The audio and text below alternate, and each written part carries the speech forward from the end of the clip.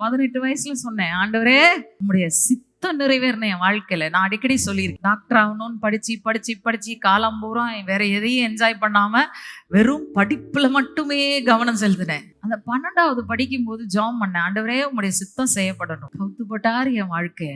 நான் விரும்பினதெல்லாம் நான் உண்மையிலே நான் ஒரு நாள் சொன்னேன், ஆண்டவரே நான் எதெல்லாம் விரும்பினோ அத்தனையும் என் கையில இருந்து எடுத்துட்டீங்க, எதுவுமே எனக்கு கொடுக்கல. அப்ப ஆண்டவர் என்கிட்ட கேட்டாரு, சரி நான் திரும்ப உனக்கு நீ விரும்புறதெல்லாம் கொடுக்கவா அப்படின்னு கேட்டப்போ நான் கையே எடுத்து சொன்னேன், ஆண்டவரே எனக்கு வேணவே வேணாம், நீங்க கொடுத்துருக்கிறது எனக்கு பெஸ்ட். ஒருவேளை ஆண்டவரே திரும்ப 18 வயசுல கொண்டு போய் உன்னை நிறுத்துறேன், மெடிக்கல் படிக்கிறியா அப்படின்னு ஆண்டவர் கேட்டா, ஆண்டவர்கிட்ட சொல்லுவேன், வேண்டவே வேணாம் ஆண்டவரே, ஐ எம் ஹாப்பி வேர் ஐ ஆம். ஏன்னா அதை விட மேன்மையான வாழ்க்கையை தான் ஆண்டவர் எனக்கு கொடுத்திருக்கிறார். நான் இன்னமும் உயிரோட இருக்கிறேன், நான் இன்னமும் ஆண்டவருக்காக நிலைத்து இருக்கிறேன், நான் இன்னமும் கனி கொடுக்கக்கூடிய ஒரு வாழ்க்கை வாழ்றேன்னா நான் நிச்சயமா சொல்வேன், it's not because of me.